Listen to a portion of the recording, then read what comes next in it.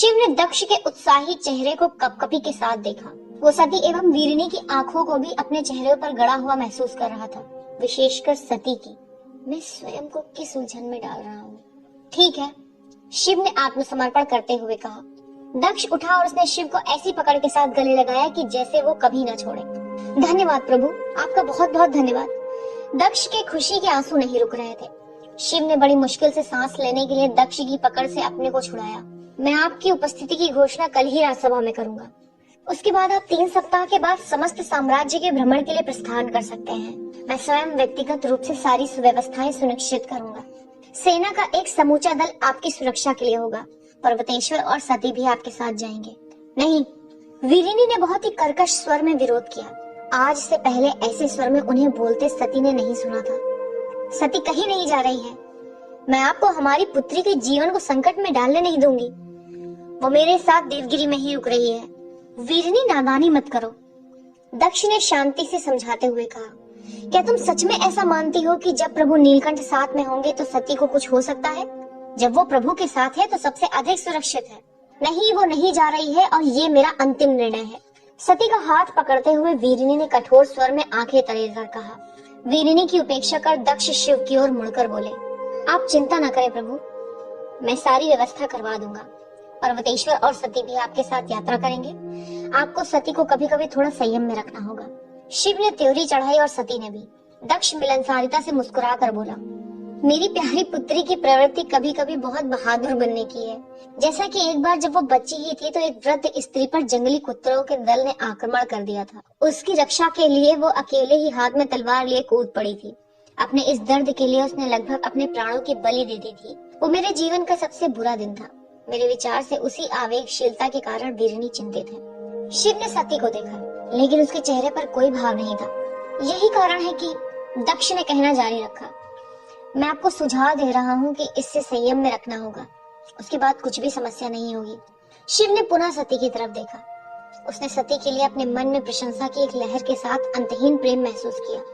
इसने वो कर दिया जो मैं नहीं कर सका था। अगले दिन प्रातः शिव ने पाया कि वो मेलुहा के राजशाही दरबार में दक्ष के बगल में बैठा हुआ था। उस दरबार की भव्यता ने उसे पूरी तरह से भौचक्का कर दिया था।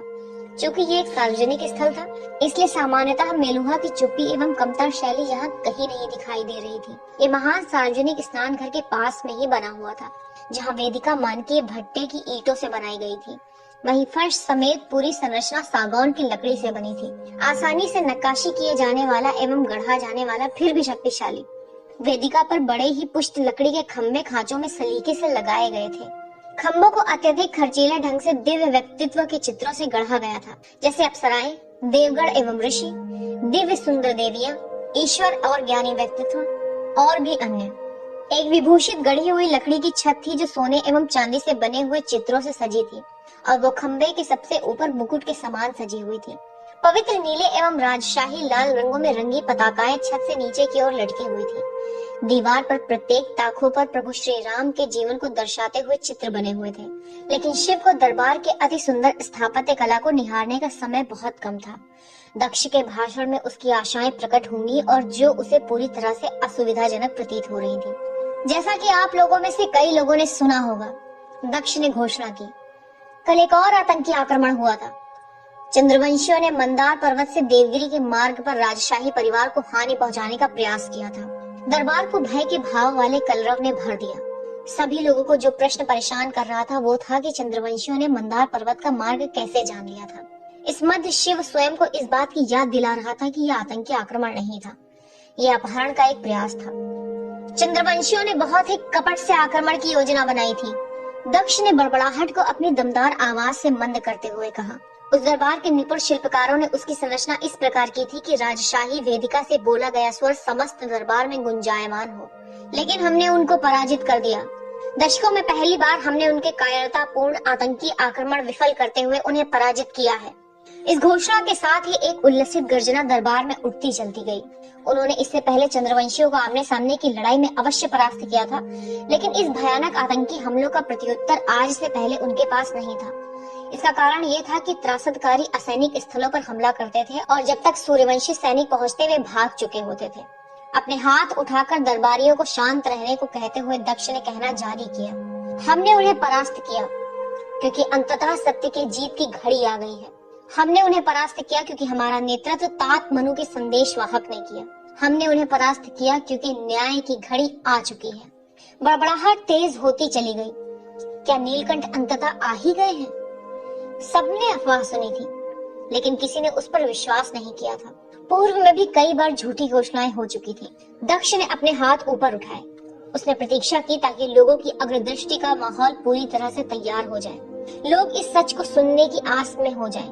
और उसके बाद उसने हर्ष के साथ गर्जना की, हाँ, ये अफवाह सत्य है।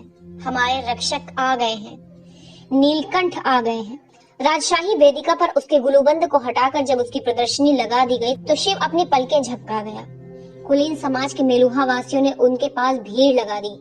शिव के कानों में तरह तरह के कथन गूंजने लगे।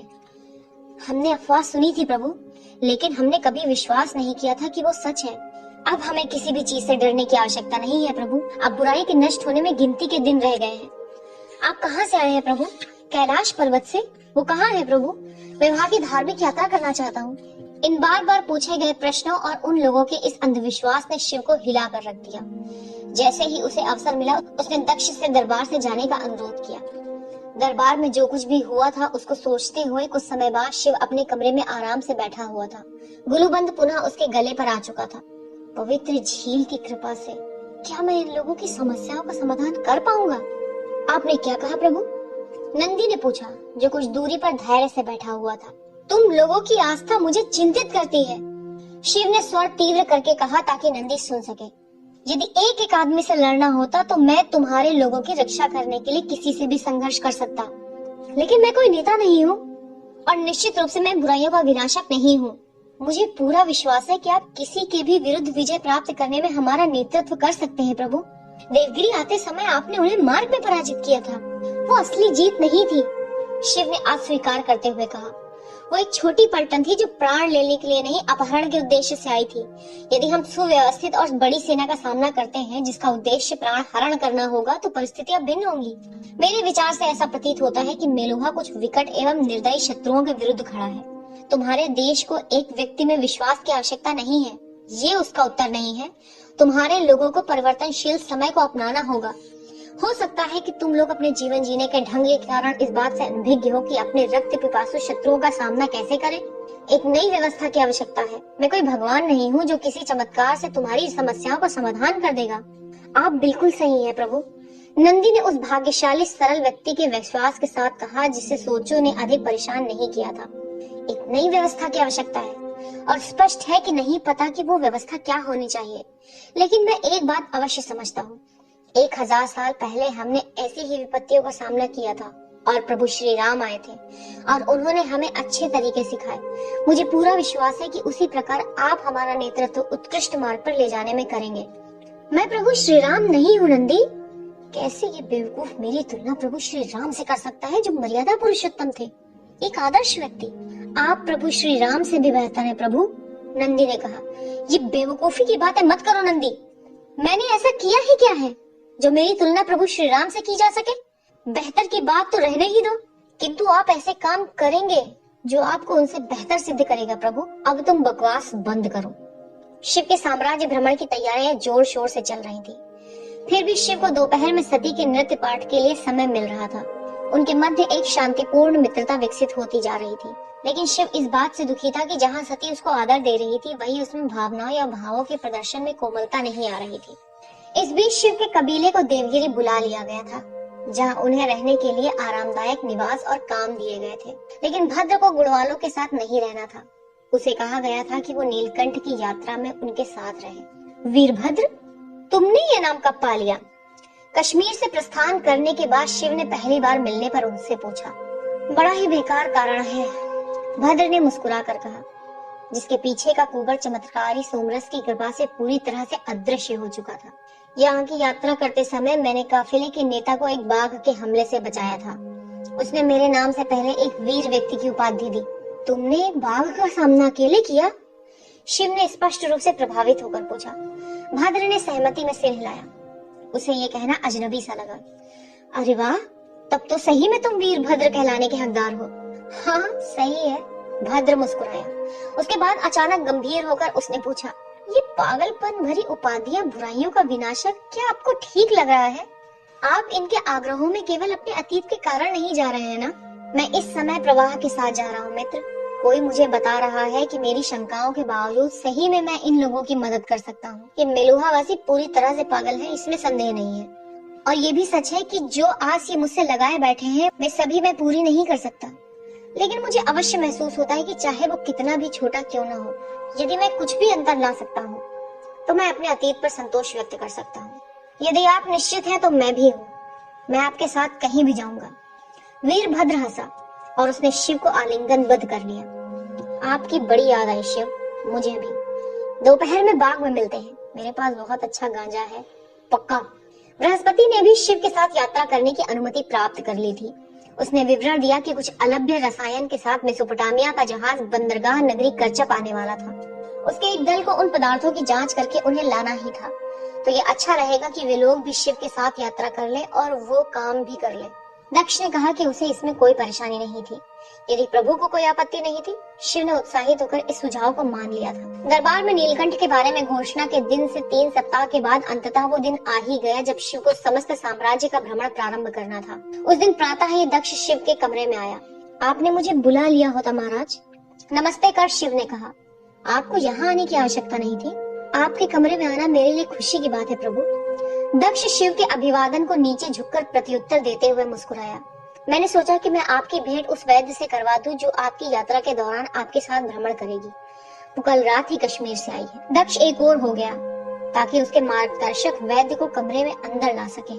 आयुर्वती, शिव ने चकित होकर कहा तो उसका चेहरा खुशी से चमक उठा। उसने एक सुंदर मुस्कान के साथ कहा, आपको पुनः देखकर बहुत खुशी हो रही है।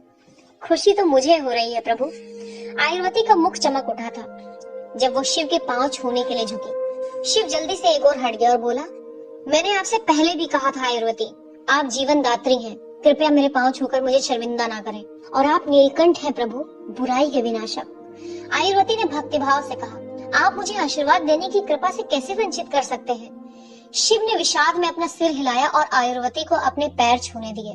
उसने बड़ी कोमलता से उसके सिर पर हाथ रखा और आशीर्वाद दिया। कुछ घंटों के बाद शिव, सती, पर्वतेश्वर, बृहस्पति, आयुर्वती, कृत्तिका, नंदी और वीरभद्र भ्रमण पर निकल पड़े।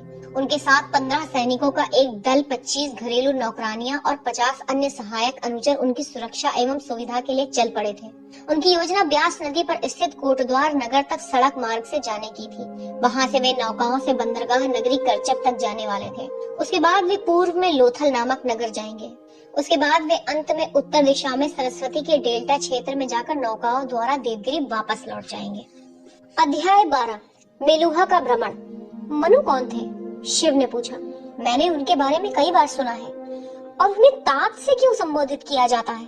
काफिला कई दिनों से देवगिरी से कोटद्वार जाने वाले मार्ग पर चल रहा था, जिसके मध्य भाग में 7 बग्घियां थी, जो ठीक वैसी ही थी जैसे कि मंदार पर्वत की यात्रा के दौरान प्रयुक्त की गई थी। उनमें से 5 खाली थी। शिव, सती, बृहस्पति और कृतिका दूसरी बग्घी में यात्रा कर रहे थे। पर्वतेश्वर 5वीं बग्घी में आयुर्वती और अपने कुछ विश्वास पात्र सेनापतियों के साथ था। सेना नायक की उपस्थिति का अर्थ था कि प्रत्येक नियम का कड़ाई से पालन होगा। अतः नंदी, जिसका पद उसे बग्घी में चलने की अनुमति नहीं देता था, वो अपने अश्वारोहियों के दल के साथ एक अश्व पर सवार था। वीरभद्र को नंदी के दल में एक सैनिक की तरह शामिल कर लिया गया था। अपने अधिपतियों के साथ पूरा का पूरा सैनिक दल मानकीय अगला भाग, पिछला भाग एवं काफिले के दोनों बगलों से सुरक्षित कर चल रहा था। बृहस्पति एवं सती दोनों ही एक साथ शिव के प्रश्न का उत्तर देने लगे। सम्राट मनु एक, दोनों ने ही बोलना छोड़ दिया। कृपया आप बताइए बृहस्पति जी, सती ने कहा। नहीं नहीं, बृहस्पति ने एक हल्की मुस्कान के साथ कहा, आप क्यों नहीं ये कथा बताती हैं? वो जानता था कि किसका स्वर नीलकंठ सुनना पसंद करेंगे। कभी नहीं बृहस्पति जी, मैं आपका स्थान कैसे ले सकती हूँ? ये तो पूर्णतः अनुचित होगा। कोई मेरे प्रश्न का उत्तर देगा या फिर आप दोनों इस लंबे चलने वाले आप में ही लगे रहेंगे? ठीक है, बृहस्पति हंसा। अब फिर से नीले मत हो जाइए। ये बहुत ही मस्खरी वाली बातें थी बृहस्पति। शिव मुस्कुराया। इसे रखे रहिए और आपको 100 सालों में शायद कोई ऐसा मिल जाए तो इस पर हंस पड़े। इस पर बृहस्पति और शिव ठहाका मारकर हंस पड़े तो सती इस अनुचित प्रकार के वार्तालाप पर विस्मित थी, किंतु यदि आदरणीय मुख्य वैज्ञानिक सुविधाजनक प्रतीत हुए तो वो कुछ नहीं बोलेगी। और उसके बाद भी वो शिव को कैसे फटकार सकती थी? उसके हाथ नीति के नियमों ने बांध रखे थे। उन्होंने उसके जीवन की रक्षा की थी 2 बार। ऐसा है कि मनु सम्राट के तात होने के बारे में आप सही थे, बृहस्पति ने कहा। उन्हें समस्त भारतवर्ष के लोगों द्वारा हमारी सभ्यता का जनक माना जाता है। स्वद्वीप वासियों के भी? शिव ने अविश्वास से पूछा। अवश्य, हमारा यही मानना है। वैसे वर्तमान से 8,500 वर्ष पहले सम्राट मनु हुए थे। प्रकट रूप से वे दक्षिण भारत के एक राजकुमार थे। नर्मदा नदी के उस पार की भूमि से लेकर जहाँ भूमि समाप्त हो जाती है और समुद्र प्रारंभ होता है, वो भूमि है संगम तमिल। संगम तमिल? हाँ, संगम तमिल उस समय विश्व का सबसे धनी एवं शक्तिशाली साम्राज्य था। सम्राट मनु के वंशज पांड्यों ने उस भूमि पर कई वंशों तक राज किया था। हालांकि सम्राट मनु द्वारा छोड़े गए आंकड़ों से हमें पता चलता है कि उनके समय तक राजाओं ने अपनी पुरानी नीति संहिता भुला दी थी। भ्रष्ट आचरणों में घिर के वे अपने अपार धन से खुशियां मनाने में व्यस्त रहते थे, न कि अपने कर्तव्यों एवं आध्यात्मिक जीवन के प्रति। उसके बाद एक भयानक आपदा हुई। समुद्र बढ़ गया और उनकी समस्त सभ्यता नष्ट हो गई। हे भगवान, शिव ने लगभग चिल्लाकर कहा। सम्राट मनु को ये पता था कि ऐसा दिन आने वाला था और वे इसके लिए पहले से ही तैयार थे। उनका मानना था कि उनका वो प्राचीन प्रदेश जिस अधोगति में घिरा पड़ा है, उसे ईश्वर के प्रचंड कोप का भाजन बनना ही था। उस विपदा से बचने के लिए उन्होंने अपने अनुयायियों के एक दल के साथ जहाजों से उत्तर दिशा की ओर ऊंची भूमि की ओर प्रस्थान किया। उनकी पहली छावनी मेहरागढ़ नामक स्थल पर स्थापित की गई, जो वर्तमान मेलुहा के सुदूर पश्चिमी पर्वतों का स्थल है। नैतिक एवं उचित समाज की स्थापना की चाह में उन्होंने अपने राजकुमार के पहनावे को तिलांजलि दे दी और पुजारी बन गए। दरअसल भारतवर्ष में पुजारियों के लिए कहा जाने वाला संबोधन पंडित सम्राट मनु के पारिवारिक नाम पांडे से ही निकला है। तो फिर सम्राट मनु का वो छोटा सा दल इतने बड़े भारतवर्ष में कैसे परिवर्तित हो गया? जब वे मेहरागढ़ आए तो उसके बाद कुछ वर्षों तक उन्हें बहुत ही कठिन जीवन बिताना पड़ा। प्रत्येक वर्ष मानसून के समय बाढ़ एवं समुद्र की लहरें और अधिक शक्तिशाली हो जाती थी। किंतु कई वर्षों बाद और तात मनु की प्रार्थना की भक्ति से ईश्वर का क्रोध मंद पड़ने लगा और जल स्तर आगे बढ़ने से रुक गया। हालांकि समुद्र अपने पूर्व स्थान तक पीछे खिसक कर कभी नहीं गया। इसका ये अर्थ है कि सुदूर दक्षिण में कहीं अभी भी समुद्र प्राचीन संगम तमिल को डुबोए हुए है। हमारा ऐसा ही मानना है, बृहस्पति ने उत्तर दिया। जब समुद्र ने आगे बढ़ना रोक दिया तो तात मनु और उनके लोग पर्वत से नीचे आ गए। वो ये देखकर स्तब्ध रह गए कि एक पतली सी धारा वाली सिंधु एक विशालकाय नदी में परिवर्तित हो चुकी थी। कई अन्य छोटी छोटी धाराएं बड़ी हो चुकी थी और 6 बड़ी नदियों का जन्म हो चुका था। सिंधु, सरस्वती, यमुना, गंगा, सरयू एवं ब्रह्मपुत्र। तात मनु ने कहा था कि नदियों ने इतने जल प्रवाह के साथ बहना इसलिए प्रारंभ कर दिया था क्योंकि ईश्वर के प्रचंड प्रकोप के कारण धरती का ताप बहुत बढ़ गया था। ताप बढ़ने के कारण हिमालय में बर्फ की सरिताएं एवं हिम नदियों ने पिघलना प्रारंभ कर दिया था, जो उस समय तक हिमाच्छादित थे, और इस प्रकार उन्होंने नदियों की सृजन कर दिया। गांव एवं बड़े नगर इन नदियों के किनारे बस गए और बढ़ने लगे। इसी कारण हमारी 7 नदियों की इस भूमि को सप्त सिंधु कहा गया, जिसका जन्म संगम तमिल के विनाश के कारण हुआ था। 7? लेकिन आपने तो उत्तर भारत में केवल 6 नदियों के सृजन की बात कही है। हाँ, ये सही है। 7वीं नदी तो पहले से ही अस्तित्व में थी। वो नर्मदा है, जो हमारी दक्षिण की सीमा बनी। तात मनु ने अपनी संतति को नर्मदा से दक्षिण में जाने के लिए कड़ाई से मना किया था। इस नियम का पालन हम करते हैं और चंद्रवंशी भी। तो फिर तात मनु के अन्य नियम क्या हैं? वास्तव में उनके अनेक नियम हैं। वे सभी एक पुस्तक में सूचीबद्ध हैं, जिसका नाम है मनुस्मृति। क्या आप उन समूचे लेख को सुनने की इच्छा रखते हैं? प्रलोभक है। शिव मुस्कुराया। लेकिन मैं सोचता हूँ कि अभी रहने दें। आपकी आज्ञा हो तो प्रभु, संभवतः हम तात मनु के हमारे समाज के मार्गदर्शन के बारे में मध्याह्न भोजन के समय विचार विमर्श कर सकते हैं। कृतिका ने सुझाव दिया। जिस मार्ग से नीलकंठ का काफिला यात्रा करके निकल चुका था, उससे कुछ दूरी पर 40 लोग ब्यास नदी के साथ साथ शांति से पैदल चल रहे थे। 2 में से एक आदमी अपने सिर पर बांस से बनी हुई एक प्रकार की घिरनाव को लेकर चल रहा था।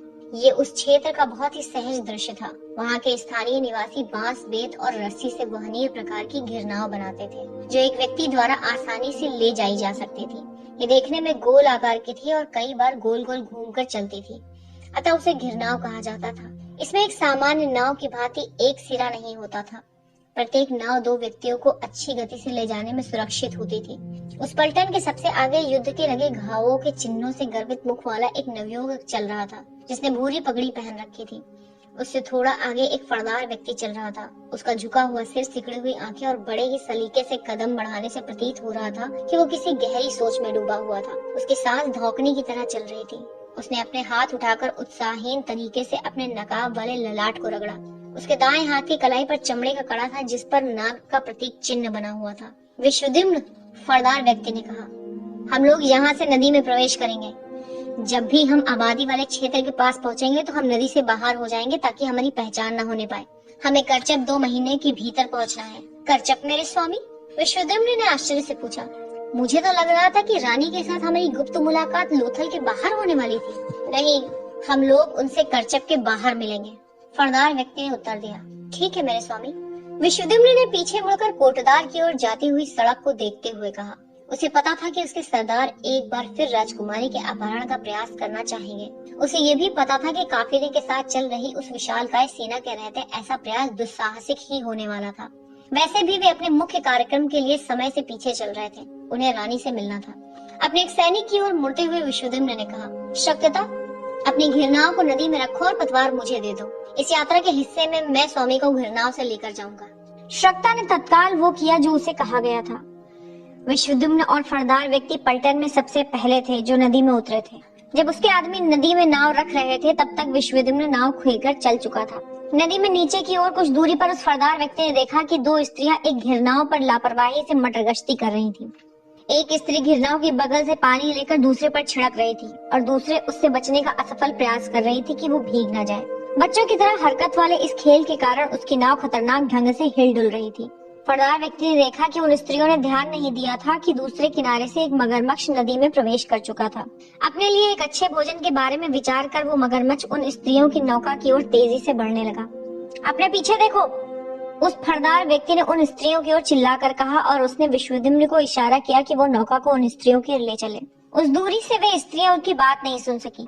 उन्होंने ये अवश्य देखा कि 2 आदमी बांस की नौका को खेकर उनकी ओर आ रहे हैं। उन्होंने देखा कि एक व्यक्ति लगभग दैत्याकार सिर से पांव तक लबादे में ढका हुआ था और उसका चेहरा भी नकाब से ढका हुआ था। वो आदमी उत्तेजना के साथ इशारे कर रहा था। उन दोनों के पीछे एक बड़ी संख्या में सैनिक नदी में नौकाओं को खेकर चल रहे थे। उन स्त्रियों के लिए इतनी चेतावनी बहुत थी। ये सोचते हुए कि वे उनकी ओर गलत इरादे से आ रहे थे, स्त्रियां तेजी से अपने पतवार चलाकर उनसे दूर मगरमच्छ की दिशा में जाने लगी। नहीं, फरदार व्यक्ति चिल्लाया। उसने विश्वद्युम्न से पतवार छीन ली और अपने ताकतवर हाथों से तेजी से बांस की नाव को खेने लगा। वो अपनी और उन स्त्रियों के मध्य की दूरी को कम करने लगा, लेकिन उतनी भी तेजी से नहीं। उस मगरमच्छ ने निकट आकर उन स्त्रियों की बांस की नौका के नीचे गोता लगाया और उस बांस की नौका पर हमला बोल दिया और अपने विशालकाय शरीर से उसे धक्का दे दिया, जिसके कारण वो बांस की नौका पलट गई और डूब गई। वे स्त्रियां उछलकर ब्यास नदी में गिर गईं। वे अपने आप को नदी में बहने और डूबने से बचाने के लिए भयभीत होकर चिल्लाने लगी। जोर से धक्का मारने के कारण वो मगरमच्छ अपनी गति से काफी दूर निकल गया था। वो मुड़ते हुए उन बेबस और संघर्ष करती स्त्रियों की ओर बढ़ने लगा। कुछ समय की देरी उन स्त्रियों के लिए भाग्यशाली रही। राहत वाली बांस की नौका उनके और मगरमच्छ के मध्य आ चुकी थी। विश्वद्युम्न की ओर मुड़ते हुए उस फरदार व्यक्ति ने आदेश दिया, स्त्रियों को बचाओ। जब तक कि विश्वद्युम्न कोई प्रतिक्रिया दिखा पाता, उस फरदार व्यक्ति ने अपने लबादे को एक ओर फेंका और नदी में गोता लगा लिया। दांतों के मध्य चाकू दबाए वो अपनी ओर आते मगरमच्छ की ओर तैरने लगा। विश्वद्युम्न ने एक स्त्री को पकड़कर बांस की नौका पर डाल लिया, जो अब तक अचेत हो चुकी थी।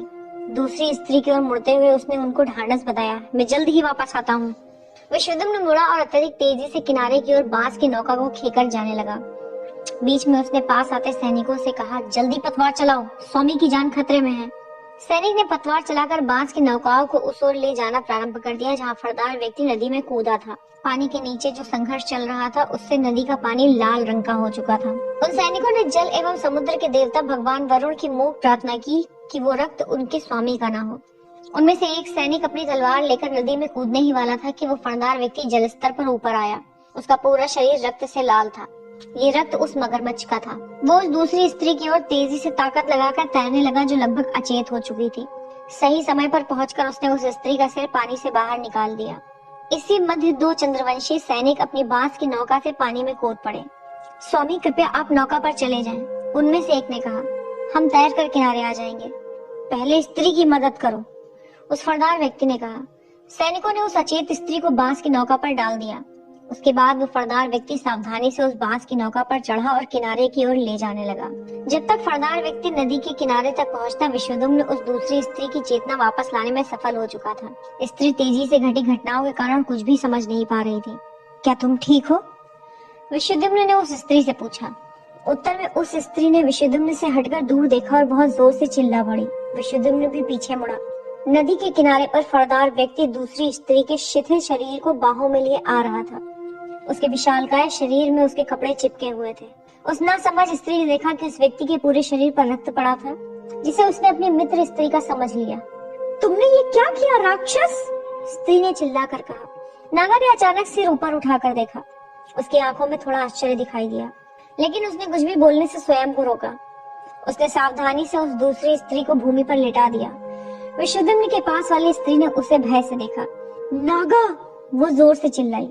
इससे पहले कि विशुद्धम्न ने कोई प्रतिक्रिया दिखाता, वो स्त्री उछलकर खड़ी हो गई, भागते हुए चिल्लाने लगी, सहायता करे, एक नागा मेरी मित्र को खा रहा है। नागा ने विषाद पूर्ण दृष्टि से उस भागती हुई स्त्री को देखा। उसने अपनी संतप्त आत्मा की खिड़कियों को बंद कर दिया और अपना सिर हिलाया। विशुद्धम्न इस मध्य मुड़ चुका था। उसने अपने स्वामी की आंखों में पहली बार आंसू देखे थे। उसने तत्काल ही अपनी आंखें नीचे कर ली, लेकिन तब तक उसने अपने स्वामी की आंखों में दुख व पीड़ा के भाव देख लिए थे, जो सामान्यतः भावहीन रहते थे। क्रोध से थरथराते हुए विशुद्धम्न ने अपनी तलवार निकाल ली और जिस स्त्री की उसने रक्षा की थी, उस कृतज्ञ स्त्री को मारने की सौगंध लेने लगा। नहीं विशुद्धम्न! नागा ने अपना नकाब वापस लगाकर आदेश दिया। उसके एक सैनिक की ओर मुड़कर कहा, इसे होश में लाओ। स्वामी, विशुद्धम्न ने तर्क किया, इसकी मित्र दूसरे लोगों को लेकर आएगी। इस स्त्री को इसके भाग्य के भरोसे छोड़कर हमें यहाँ से तत्काल निकल जाना चाहिए।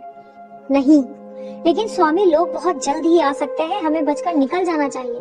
तब तक नहीं जब तक इसे बचा नहीं लिया जाता। नागा ने अपने स्वभावतः शांत स्वर में कहा। नंदी एवं वीरभद्र समेत राजशाही दल एक विश्राम गृह के आंगन में मध्याह्न भोजन करने के लिए बैठा हुआ था, जहाँ वे अपनी यात्रा के दौरान रुके थे। आधी सेना भी भोजन कर रही थी। उन्हें उस ऊर्जा की आवश्यकता थी जिसके बल पर वे उस चिलचिलाती धूप में आगे की यात्रा कर सकें। पर्वतेश्वर व्यक्तिगत रूप से भोजन की व्यवस्था का परीक्षण करने आया हुआ था। वो सती की सुविधा के बारे में विशेषकर चिंतित था। हालांकि उसने उनके साथ भोजन करने से मना कर दिया था। वो अपने सैनिकों के साथ बाद में भोजन करने वाला था। बाहरी घेरे के पहरे में शोरगुल ने शिव का ध्यान भंग कर दिया। बृहस्पति नंदी और वीरभद्र को बैठे रहने का संकेत करते हुए वो इसकी खोजबीन करने के उद्देश्य से उठा। पर्वतेश्वर ने भी कोलाहल सुन लिया था और उसकी ओर बढ़ गया था। कृपया उसकी रक्षा करें, एक नागा उसे जीवित ही खा रहा है। स्त्री रो रही थी। मुझे क्षमा करें, अधिपति ने कहा, क्योंकि मेरे पास कड़े निर्देश है। हमें इस विश्राम गृह के आसपास से किसी भी परिस्थिति में बाहर जाने की अनुमति नहीं है। क्या बात है? पर्वतेश्वर ने कहा। आश्चर्य में मुड़ते हुए अधिपति ने अभिवादन किया और नीचे झुककर कहा, स्वामी, इस स्त्री का कहना है कि नागा ने इसकी मित्र पर आक्रमण कर दिया है। वो उसकी सहायता करने को कह रही है। पर्वतेश्वर ने उस स्त्री को गहरी दृष्टि से देखा। उसकी चाह तो यही थी कि वो नागाओं के दल का पीछा करे और उन्हें नष्ट कर दे, किंतु उसके आदेश पूरी तरह स्पष्ट थे। उसे नीलकंठ और सती को कभी भी अकेला नहीं छोड़ना था। उस पूरी सेना का उद्देश्य उनकी सुरक्षा करना था, किंतु वो एक क्षत्रिय था। वो किस प्रकार का क्षत्रिय होगा जो असहाय की रक्षा के लिए लड़ाई भी न करे?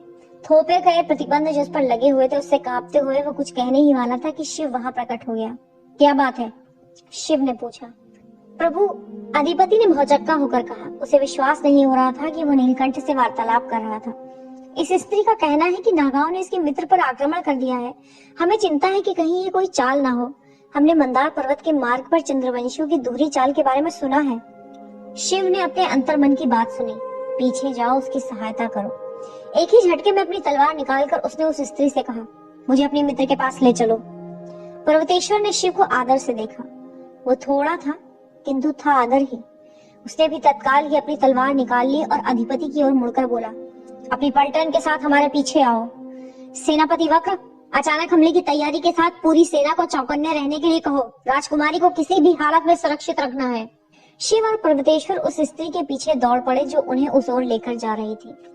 वो वहां की स्थानीय महिला थी। अधिपति 30 सैनिकों के दल के साथ उनके साथ चल पड़ा था। लगभग 1 घंटे की दौड़ के बाद वे अंततः नदी के किनारे उस स्थल पर पहुंचे जहां मदहोशी की हालत में एक स्त्री धरती पर बैठी हुई थी। गहरी गहरी सांस लेती हुई वो स्तब्ध होकर दूर किसी काल्पनिक दृश्य को गहराई से देख रही थी। उसके पूरे शरीर पर रक्त लगा हुआ था, किंतु विचित्र बात यह थी कि उसे कोई चोट नहीं लगी थी। नदी से आते हुए और नदी की ओर जाते हुए बहुत सारे पदचिन्ह दिखाई दे रहे थे। अधिपति ने संदेह की दृष्टि से उस स्त्री को देखा जो उन्हें वहां लेकर आई थी। अपने सैनिकों की ओर मुड़ते हुए उसने आदेश दिया, मुख्य सेनानायक एवं नीलकंठ के चारों ओर एक घेरा बना लो। ये चाल भी हो सकती है। वो जीवित ही खाई जा रही थी, मैं सच कह रही हूँ। स्त्री ने चिल्लाकर कहा, जो अपने मित्र को जीवित एवं बिना किसी हानि के देखने पर विस्मित थी। नहीं, ऐसा नहीं था, शिव ने बड़ी शांति से कहा। उसने नदी में तैरते हुए एक मगरमच्छ के मृत शरीर की ओर संकेत किया। कौओं का बड़ा सा झुंड उसके मृत शरीर पर बैठा था और एक दूसरे से लड़ाई करते हुए उसे नोच खसोट रहे थे। उसने अभी कुछ देर पहले ही उस मगरमच्छ से उसकी रक्षा की है। वो जो कोई भी था उस पार चला गया है प्रभु। अधिपति ने नदी के किनारे बहुत सारे पदचिन्हों को दिखाते हुए कहा, एक नागा इस स्त्री की रक्षा करने के लिए अपनी जान जोखिम में भला क्यों डालेगा? शिव ने पूछा। पर्वतेश्वर भी इस पर अचंभित प्रतीत हुआ। अब तक जो उन्होंने देखा था यह उन रक्त पिपासु नागाओं के स्वभाव से ठीक विपरीत घटने वाली घटना थी। प्रभु, अधिपति ने शिव और पर्वतेश्वर दोनों को संबोधित करते हुए कहा, स्त्री सुरक्षित प्रतीत होती है। संभवतः सब लोगों का रुकना उचित नहीं जान पड़ता है। यदि आपकी आज्ञा हो तो मैं इन स्त्रियों को इनके गांव तक छोड़ आता हूँ और काफिले को कोटद्वार में मिलता हूँ। आप लोग विश्राम गृह की ओर प्रस्थान कर सकते हैं। पर्वतेश्वर ने कहा, अपने साथ 4 सैनिकों को भी सुरक्षा की दृष्टि से ले जाओ। शिव एवं पर्वतेश्वर दोनों ही वहां से चल पड़े। उस अनोखी घटना पर दोनों ही विस्मित थे। देर शाम को शिव, बृहस्पति, नंदी और वीरभद्र आग के पास गोल घेरे में शांति से बैठे हुए थे। शिव ने मुड़कर सती की ओर देखा, जो आयुर्वती एवं कृतिका के साथ विश्राम गृह के बरामदे में कुछ दूरी पर बैठी गंभीर चर्चा में तल्लीन थी। पर्वतेश्वर पूर्व की भांति सैनिकों की व्यवस्था देख रहा था। वो व्यक्तिगत रूप से सुरक्षा व्यवस्था एवं अपने सैनिकों की सुविधा का परीक्षण कर रहा था। ये तैयार है शिव, वीरभद्र ने चिलम शिव को देते हुए कहा। शिव ने उस चिलम को अपने होठों से लगाया और बहुत जोर से कश खींचा। प्रकट रूप से वो आनंदित हुआ। चैन की आवश्यकता को देखते हुए उसने अपने मित्र को देने से पहले थोड़ा और धूम्रपान किया। वीरभद्र ने बृहस्पति एवं नंदी को कश लेने का आग्रह किया, किंतु उन दोनों ने मना कर दिया। बृहस्पति ने शिव की ओर गहरी दृष्टि से देखा, जो चुपके चुपके सती को बार बार देख रहा था। वो मुस्कुराया और उसने सिर हिलाया। क्या? शिव ने पूछा, क्योंकि उसने बृहस्पति की मुद्रा को देख लिया था। मैं आपकी आकांक्षा समझ रहा हूँ मित्र, बृहस्पति ने फुसफुसा कर कहा, किंतु आप जिसकी आशा कर रहे हैं वो बहुत कठिन है, लगभग असंभव। जब वो इतनी मूल्यवान है तो आसान तो नहीं ही होगी। क्या हो सकती है? बृहस्पति मुस्कुराया और उसने शिव के हाथ पर थपकी दी। वीरभद्र को पता था कि उसके मित्र को क्या चाहिए। नृत्य एवं संगीत, इसने उनकी मनोदशा को हमेशा ठीक किया है। इस दयनीय देश में लोग गाते और नाचते नहीं है क्या? वीरभद्र सावधान, नंदी ने कहा। उसके बोलने का अंदाज अपने अधीनस्थ से दूसरा था। पहली बात तो यह है कि यह देश दयनीय नहीं है, विश्व में सबसे महान भूमि है। वीरभद्र ने मस्खरी के लहजे में अपने दोनों हाथों को एक दूसरे से जकड़कर झूठी क्षमा याचना की। दूसरी बात, नंदी ने कहना जारी रखा, हम तभी नृत्य करते हैं जब वैसा कोई अवसर होता है, जैसे होली या पर्व या फिर कोई सार्वजनिक प्रदर्शन। लेकिन नृत्य करने में सबसे अधिक खुशी तभी होती है जब आप बिना किसी कारण के करते हैं अधिपति, वीरभद्र ने कहा। मैं सहमत हूँ, शिव ने कहा। नंदी तत्काल चुप हो गया। बिना किसी चेतावनी के वीरभद्र ने अचानक ही अपने प्रदेश का एक लोकगीत गाना शुरू कर दिया। शिव अपने मित्र को देखकर मुस्कुराया, क्योंकि वो अपना सबसे पसंदीदा गीत गा रहा था। गीत गाते हुए वीरभद्र धीरे से उठा और उसने उतार चढ़ाव वाले उस धुन पर नाचना भी शुरू कर दिया था। थोड़ी ही देर में शिव भी उसके साथ नृत्य कर रहा था। नृत्य एवं गांजे के मिश्रण ने उसकी मनोदशा को पूरी तरह से परिवर्तित कर दिया था। बृहस्पति ने पहले शिव को चौंक कर देखा और उसके बाद प्रसन्नता से। उसने देखा कि उनके नृत्य में एक विशेष प्रकार की शैली थी, एक लय मिश्रित 6 चलन थे। शिव ने हाथ आगे बढ़ाकर बृहस्पति और नंदी को खड़ा कर दिया। पहले तो वे परीक्षण के तौर पर नृत्य पद मिलाने के प्रयास में थे। उसके बाद नृत्य नहीं करने की इच्छा वाला बृहस्पति भी थिरकने लगा। उनका समूह आग के चारों ओर एक गोल घेरे में जोर से गाते हुए नाच रहा था। शिव अचानक ही उस समूह के घेरे से छूटकर बाहर सती के पास गया और बोला, मेरे साथ नृत्य कीजिए। भौचक्की सती ने इनकार में सिर हिलाया। अब आप ही जाइए, जब गुरुजी और मेरे देखते समय आप नृत्य कर सकती हैं तो यहाँ क्यों नहीं? वो ज्ञान के लिए था, सती ने कहा। तो यदि आप किसी ज्ञान के लिए नहीं नृत्य करती है तो इसमें कुछ गलत है? मैंने ऐसा नहीं कहा। ठीक है, आप अपने प्रकार से ही करें, शिव ने झुंझलाहट वाली मुद्रा में कहा। आयुर्वती, आप आइए। चकित आयुर्वती नहीं जानती थी कि वो क्या प्रतिक्रिया दे। इससे पहले कि वो कुछ कहने या करने का निर्णय ले पाती, शिव ने उसका हाथ पकड़ा और उसे घेरे में खींच लिया। वीरभद्र ने इस मध्य कृतिका को भी लुभा लिया। उस समूह ने बहुत ही जोशपूर्ण ढंग से नृत्य किया और खूब जोर जोर से गाना गाया। उस शांत रात्रि में यह बहुत ही अधिक शोरगुल था। सती उठ खड़ी हुई, वो स्पष्ट रूप से क्षुब्ध थी। उसने शिव की पीठ को तीखी दृष्टि से देखा और भागकर विश्राम गृह में चली गई। शिव का क्रोध और अधिक बढ़ गया जब उसने पीछे मुड़कर देखा और बरामदे पर सती को नहीं पा सका। लानत है। उसका हृदय पीड़ा और प्रसन्नता के एक विचित्र मिश्रण में घुलने लगा। उसने एक बार फिर बरामदे की ओर मुड़कर देखा, वहां कोई नहीं था। उस पर्दे के पीछे कौन है? शिव को वीरभद्र ने नृत्य के दूसरे पद करने के लिए खींच लिया। उसके बाद कुछ क्षणों के बाद ही शिव को अवसर मिला कि वो बरामदे की ओर दोबारा देख सके। वो सती को देख पा रहा था। पर्दे के पीछे उसके शरीर की रूपरेखा दिख रही थी जो केवल उसे ही दिख सकती थी, केवल उसे। अति सुंदर। आश्चर्य और खुशी से भरपूर शिव उछल उछल कर नृत्य करने लगा। अपने अत्यंत उत्साह के साथ शिव को उसे प्रभावित करना ही था। अध्याय 13। अपवित्र का आशीष। नीलकंठ के स्वागत में कोटद्वार अपने पूर्ण वैभव में था। दुर्ग की बाहरी दीवारों पर मशालें जली हुई थीं, जैसे दिवाली का त्योहार हो।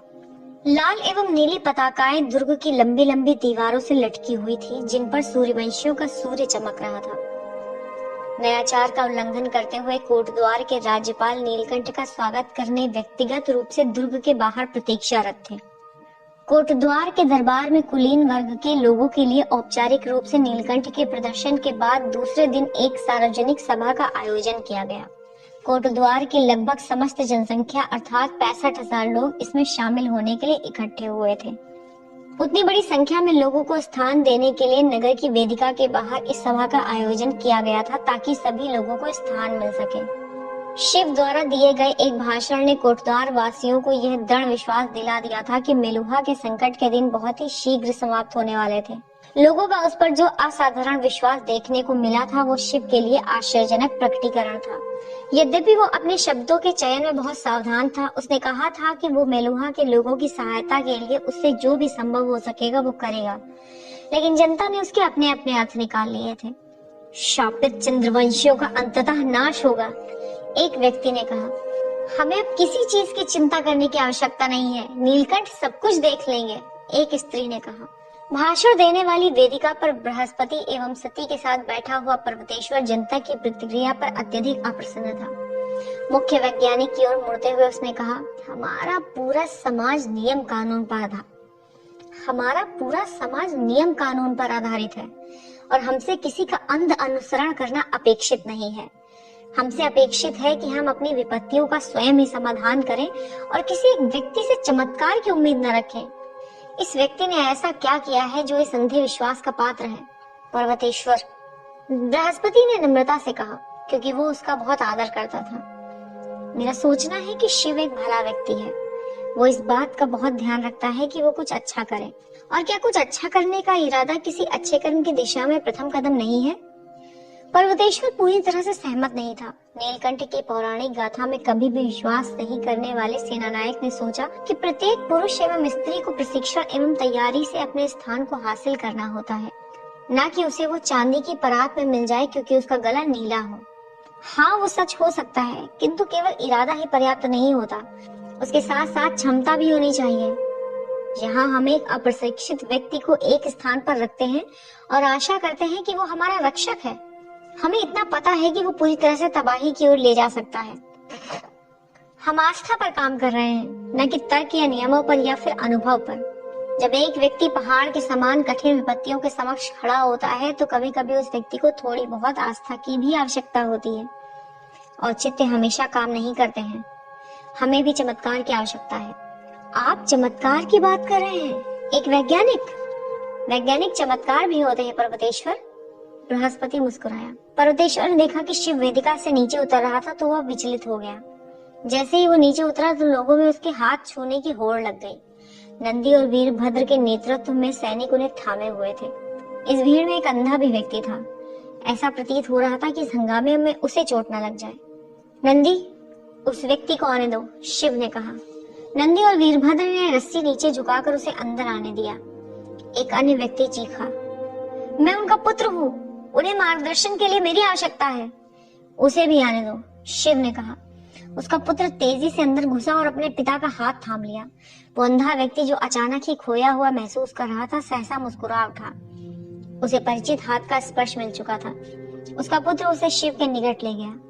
उसके पुत्र ने कहा, पिताश्री, नीलकंठ आपके ठीक सामने खड़े हैं। क्या आप उनकी उपस्थिति का अनुभव कर सकते हैं? उस अंधे व्यक्ति की आंखों से अश्रुधारा प्रवाहित होने लगी। बिना सोचे समझे ही वो झुका और उसने शिव के चरण स्पर्श करने का प्रयास किया। उसका पुत्र विचलित होकर जोर से चिल्लाया और उसने उस व्यक्ति को पीछे की ओर खींच लिया। पिताश्री, पुत्र ने फटकारा। शिव के पुत्र के बोलने के लहजे से भौचक्का रह गया, क्योंकि अब तक वो बहुत प्यार से बोल रहा था और वो बोल पड़ा, क्या हुआ? मुझे क्षमा करें प्रभु। पुत्र ने क्षमा याचना की। इन्होंने जानबूझकर नहीं किया, आपकी उपस्थिति के कारण उन्हें नियंत्रण नहीं रहा। मुझे क्षमा करें प्रभु, उस अंधे व्यक्ति ने कहा। उसकी आंखों से आंसू का प्रवाह नहीं रुक रहा था। क्षमा किस लिए? वे विकर्म हैं प्रभु, पुत्र ने कहा।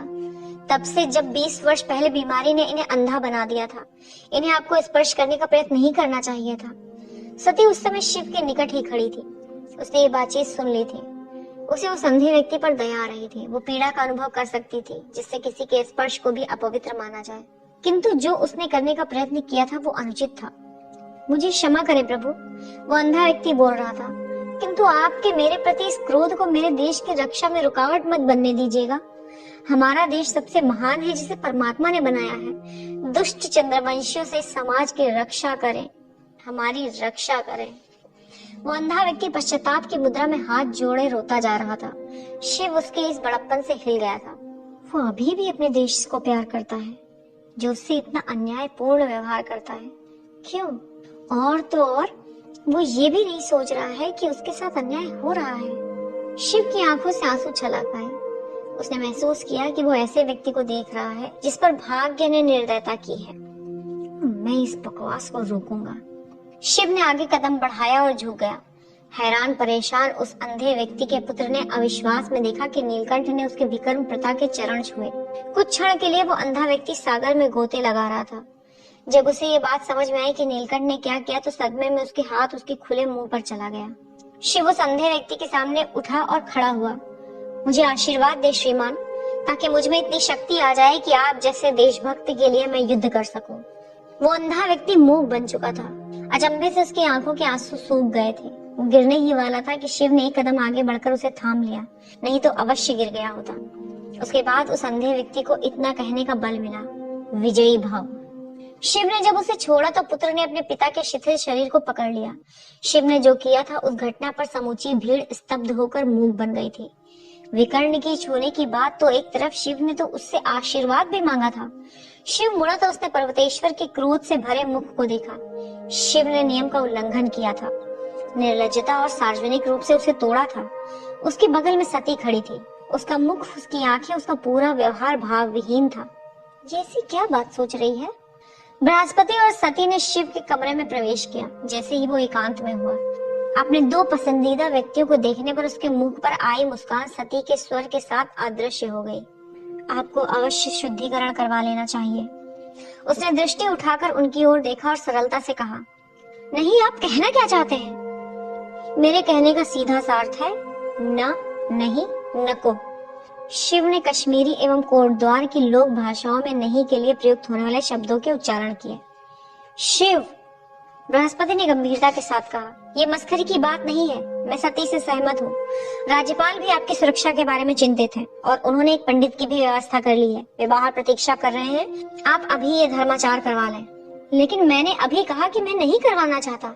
शिव, सती ने अपने पुराने लहजे में आकर कहा, मैं आपका अत्यधिक आदर करती हूँ। आपकी वीरता, आपकी बुद्धि, आपकी प्रतिभा, सबका आदर करती हूँ। लेकिन आप नियमों से परे नहीं हैं। आपने एक विकर्म को स्पर्श किया है। आपको शुद्धिकरण करवाना ही होगा। ये नियम है। ठीक है, यदि विधि ये कहती है कि एक गरीब अंधे व्यक्ति को मेरा छूना अवैध है, तो वो विधि ही अनुचित है। शिव के इस व्यवहार से सती स्तब्ध होकर मूक बन गई। शिव, मेरी बात सुनिए, बृहस्पति ने तर्क दिया। शुद्धिकरण नहीं करवाना आपके लिए हानिकारक हो सकता है। आपको बड़े बड़े कार्य करने हैं। आप भारतवर्ष के भविष्य के लिए महत्वपूर्ण हैं। केवल हट के कारण आप स्वयं को जोखिम में मत डालिए। ये हट नहीं है।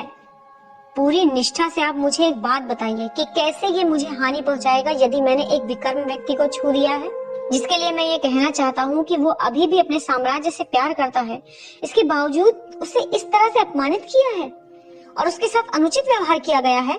वो एक अच्छा व्यक्ति हो सकता है शिव, किंतु उसके पूर्व जन्म के पाप आपके भाग्य को दूषित कर सकते हैं।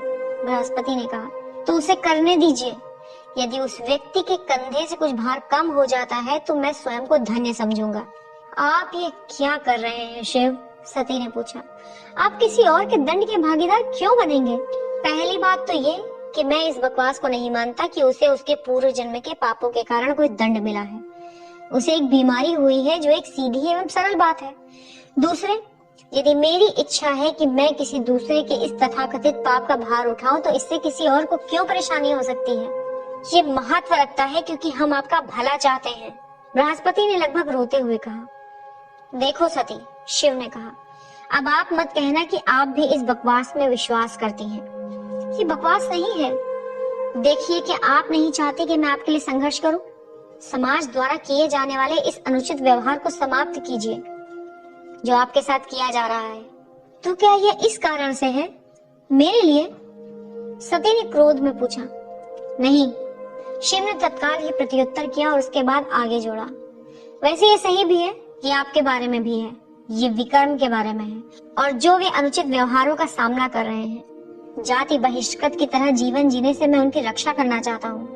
मुझे आपकी सुरक्षा की आवश्यकता नहीं है, मैं मुक्त नहीं हो सकती। कमरे से बाहर निकलने से पहले सती ने चिल्लाकर कहा। शिव ने उसके बाहर जाने को झुंझलाहट के साथ देखा। आखिर इस स्त्री को क्या हो गया है? वो सही है शिव, बृहस्पति ने सुझाव दिया। वहां मत जाइए। क्या इस विकर्म के संदर्भ में आप उससे सहमत हैं? अपने हृदय से इसका उत्तर दीजिए बृहस्पति। क्या आप नहीं सोचते कि यह अनुचित है?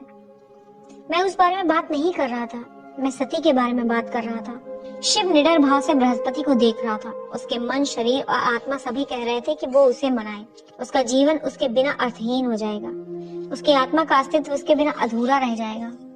वहां मत जाइए मित्र, बृहस्पति ने पुनः कहा। राजशाही नौकायन से नदी नगर कोटद्वार से काफिला निकला। उसके आगे और पीछे राजशाही नौकायन की भव्यता एवं आकार वाले 2 और नौकायन भी साथ साथ चले। ये मेलुहा की लाक्षणिक सुरक्षा व्यवस्था थी जिसमें अतिरिक्त नौकाएं ये गफलत उत्पन्न करने के लिए थी ताकि सरलता से पता न चले कि राजसी परिवार किस नौकायान में यात्रा कर रहा था। समस्त राजसी दल दूसरे नौकायान में था। इसके अतिरिक्त 5 अतिरिक्त छोटी तेजी से उधर उधर ले जाई जा सकने वाली नौकाएं राजसी काफिले के दोनों ओर चल रही थी। वे राजसी नौकायानों की ही गति से दोनों ही ओर चल रहे थे ताकि घात लगाकर किए जाने वाले आक्रमण से सुरक्षा प्रदान की जा सके। जब मानसून सक्रिय नहीं होता है, प्रभु, आयुर्वती ने कहा, तो नदियां यात्रा के लिए सबसे सुगम मार्ग होती हैं। यद्यपि हमारे साम्राज्य में सभी मुख्य नगरों को जोड़ने वाली सड़कें हैं, किंतु वे नदी द्वारा यात्रा की गति एवं सुरक्षा की तुलना में उतनी अच्छी नहीं कही जा सकती हैं। शिव ने मधुर मुस्कान से आयुर्वती को देखा। उस प्रकार के वार्तालाप के लिए इस समय उसकी रुचि नहीं थी। कोटद्वार में उस दुर्भाग्यशाली दिवस पर जब शिव ने शुद्धिकरण करवाने से मना कर दिया था, तब से सती उससे नहीं बोली थी। राजसी नौकायान नदी पर स्थित कई नगरों पर रुका। हर जगह लगभग वैसे ही आयोजन हुए। नीलकंठ के आगमन पर प्रत्येक नगर में अत्यधिक उल्लास स्पष्ट दिखाई दे रहा था। इस प्रकार की प्रतिक्रिया मेलुहा में अप्राकृतिक थी, किंतु ये बात भी सही थी कि नीलकंठ प्रतिदिन नहीं आते थे। क्यों? शिव ने बृहस्पति से पूछा। वो बहुत दिनों तक अपने व्याकुल मन की अशांति पर चुप रहा था। क्यों? क्या आप जानते हैं कि मैं क्या बात कर रहा हूँ बृहस्पति? शिव ने चिढ़ में अपनी आंखें संकुचित करते हुए कहा। वो सचमुच में ये विश्वास करती है कि वो विकर्म होने की पात्र है? बृहस्पति ने दुख भरे मुस्कान के साथ कहा। क्यों? वो जिस प्रकार से विकर्म बनी संभवतः उस कारण से। वो कैसे हुआ था? ये उसके विवाह के दौरान हुआ था। क्या सती का विवाह हुआ था? हाँ, ये लगभग 90 वर्ष पहले की बात है। वो साम्राज्य के कुलीन परिवार से एक राजनीतिक विवाह था। उसके पति का नाम चंदन ध्वज था। वो गर्भवती हुई और मायका प्रसूति के लिए गई। वो मानसून का समय था। दुर्भाग्य से बच्चा मृत उत्पन्न हुआ था। हे भगवान! शिव ने सती की उस पीड़ा से सहानुभूति पूर्वक कहा जो उसे तब महसूस हुई होगी। इतना ही नहीं, इससे भी बुरा हुआ। उसी दिन इसके पति जो अपने बच्चे के सुरक्षित जन्म के लिए नर्मदा में पूजा करने के लिए गए थे, वे दुर्घटनावश डूब गए। उस शापित दिन इसका जीवन नष्ट हो गया था। शिव ने बृहस्पति को घूरा। वो इतना स्तब्ध था कि कोई प्रतिक्रिया भी नहीं दे सका। वो विधवा हो गई और उसी दिन उसे विकर्म घोषित कर दिया गया। लेकिन पति की मृत्यु के लिए उसे क्यों दोष दिया गया? शिव ने तर्क दिया, ये तो पूर्णतः बेतुकी बात है। उसे पति की मृत्यु के कारण विकर्म घोषित नहीं किया गया था, ये तो उसके मृत बच्चा जन्मने के कारण किया गया था। लेकिन वो तो किसी भी कारण से हो सकता है कि स्थानीय वैद्यों से कोई चूक हो गई हो। ये मेलुहा में नहीं होता है शिव, बृहस्पति ने शांत भाव से कहा। मृत शिशु का जन्म एक स्त्री के विकर्म बनने के लिए सबसे बुरा तरीका माना जाता है। इससे अधिक बुरा मात्र नागा बच्चे को जन्म देना माना जाता है। ईश्वर की कृपा है कि ऐसा नहीं हुआ था, क्योंकि यदि वैसा हुआ होता तो उसे समाज से पूर्णतः बहिष्कृत कर दिया जाता। इसे बदलना होगा। विकर्म की अवधारणा अनुचित है। बृहस्पति ने शिव को गहरी दृष्टि से देखा। आप एक विकर्म की रक्षा कर सकते हैं शिव, किंतु आप उस स्त्री की रक्षा कैसे कर सकते हैं जो रक्षित होना नहीं चाहती? वो सचमुच में ही ऐसा विश्वास करती है कि वो दंड की पात्र है। क्यों? मैं निश्चय के साथ कह सकता हूँ कि मेलुहा में वो पहली स्त्री नहीं होगी जिसने मृत शिशु को जन्म दिया होगा। उसके पहले भी कई लोग हुए होंगे, उसके बाद भी कई लोग होंगे। वो पहली राजशाही स्त्री थी जिसने मृत शिशु को जन्म दिया था। उसका भाग्य सम्राट के लिए शर्मिंदगी का स्रोत रहा है। उनके वंश के बारे में ये प्रश्न खड़े करता है। ये उनके वंश के बारे में प्रश्न कैसे उठा सकता है? सती उनकी जन्मपुत्री नहीं है, वो भी मैका से आई होगी। क्या मैं सही हूँ? नहीं मेरे मित्र, वो नियम कुलीन परिवारों के लिए 250 वर्ष पहले शिथिल कर दिया गया था। प्रकट रूप से उस समय ये राष्ट्रीय हित में किया गया था कि कुलीन परिवारों को अपनी जन्म संतति रखने की अनुमति प्रदान कर दी गई थी। कुछ नियमों में संशोधन किए जा सकते हैं। यदि 90% ब्राह्मण, क्षत्रिय एवं वैश्य जो एक चयनित जाति वर्ग एवं मानकीय व्यावसायिक स्तर से ऊंचे हो, इस परिवर्तन के लिए मतदान करते हैं। ऐसी मतैक्यता की कुछ ही घटनाएं हुई हैं। उनमें से एक ये भी थी, मात्र एक व्यक्ति ने इसका विरोध किया था। कौन? श्रीमान सत्यध्वज, पर्वतेश्वर के पितामह ने। जब से ये नियम पारित हुआ है तब से उनके परिवार ने प्रतिज्ञा ले रखी है कि वे जन्म संतति नहीं रखेंगे। पर्वतेश्वर आज तक उस वचन का सम्मान करते हैं। लेकिन यदि जन्म नियम को बदला जा सकता है, शिव ने कुछ विचार कर कहा, तो विकर्म नियम को क्यों नहीं बदला जा सकता? क्योंकि इससे बहुत अधिक कुलीन परिवार प्रभावित नहीं है। ये कड़वी सच्चाई है। लेकिन ये सारी बातें तो प्रभु श्री राम की सीख के विरुद्ध जाती हैं। प्रभु श्री राम की सीख भी कहती है कि विकर्म की अवधारणा उचित है। क्या आप उसके ऊपर प्रश्न चिन्ह लगाना चाहते हैं? शिव ने नदी की ओर देखने से पहले चुप होकर ध्यान से बृहस्पति को देखा। प्रभु श्री राम के नियमों पर प्रश्न उठाना कोई अनुचित बात नहीं है मित्र, बृहस्पति ने कहा। कई बार ऐसा हुआ था जब उन्होंने दूसरों के कारण विवरण को देखकर नियम में बदलाव किए थे। प्रश्न ये है कि नियमों को परिवर्तित करने के पीछे उनकी मंशा क्या है?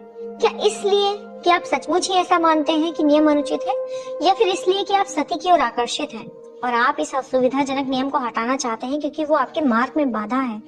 मैं सचमुच ही मानता हूँ कि विकर्म नियम अनुचित है। मैं इसे उस समय से महसूस कर रहा हूँ जब से मुझे इसके बारे में पता चला है।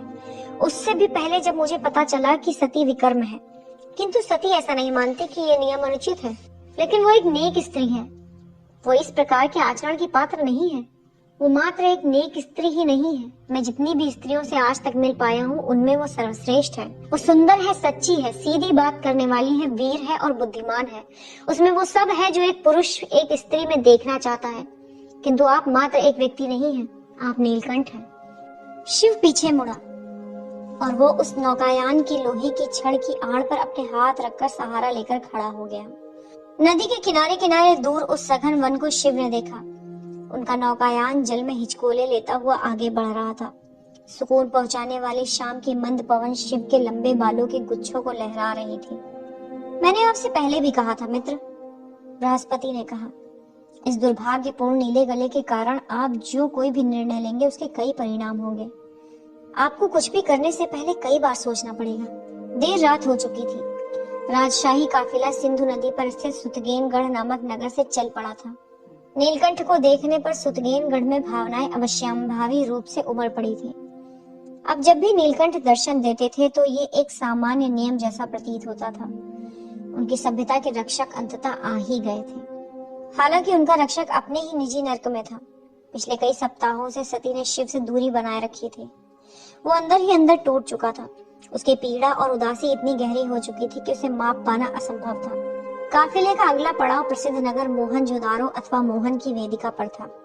उस विशाल सिंधु नदी पर बसे उस नगर को महान दार्शनिक पंडित श्री मोहन को समर्पित किया गया था, जो कई सहस्त्राब्दियों पूर्व वहां निवास करते थे। जब उसने मोहनजोदारो के लोगों से भेंट कर ली तो शिव ने श्री मोहन के मंदिर पर भ्रमण करने की इच्छा प्रकट की। वो मंदिर नगर के मुख्य वेदिका के बाहर सिंधु नदी के तट पर नीचे जाकर बना हुआ था। राज्यपाल ने इच्छा जताई कि वे प्रभु नीलकंठ को एक भव्य सवारी में वहां ले चलेंगे। हालांकि शिव ने वहां अकेले ही जाने की हट की थी। उसे प्रतीत हो रहा था कि वो मंदिर उसे खींच रहा था, उसे बुला रहा था। उसने ये भी अनुभव किया कि संभव है कि वहां उसकी विपत्ति ग्रस्त हृदय का कोई ना कोई हल मिल जाएगा। मंदिर बहुत ही साधारण था, स्वयं श्री मोहन की तरह ही। एक छोटे साधारण निर्माण ने घोषणा की थी कि ये किसी ज्ञानी का जन्मस्थल था। उस मंदिर के महत्व का प्रमाण मात्र इस बात से पता चलता था कि उसके प्रांगण में चारों दिशाओं में विशालकाय द्वार बने हुए थे, जैसा कि शिव ने निर्देशित किया था। नंदी एवं वीरभद्र एक पलटन समेत बाहर प्रतीक्षा कर रहे थे। शिव सुविधा प्रदान करने वाली गुलूबंद को अपने गले में लपेटकर सीढ़ियों पर चढ़ने लगा। उसे एक लंबे समय के बाद शांति की अनुभूति हुई थी। उसने प्रवेश द्वार का घंटा बजाया और एक खंबे से सटकर बैठ गया। उसकी आंखें बंद थी और वो गहरे ध्यान में लीन था। अचानक आश्चर्यजनक रूप से जाने पहचाने स्वर ने पूछा, आप कैसे हैं मित्र? अध्याय 14, मोहनजोदारो का पंडित। शिव ने अपनी आंखें खोली तो वो उस व्यक्ति को निहारने लगा जो उस पंडित की प्रतिकृति जैसा जान पड़ रहा था, जो उसे ब्रह्मा मंदिर में मिला था। और ऐसा प्रतीत हो रहा था कि उसी का दूसरा प्रतिरूप हो।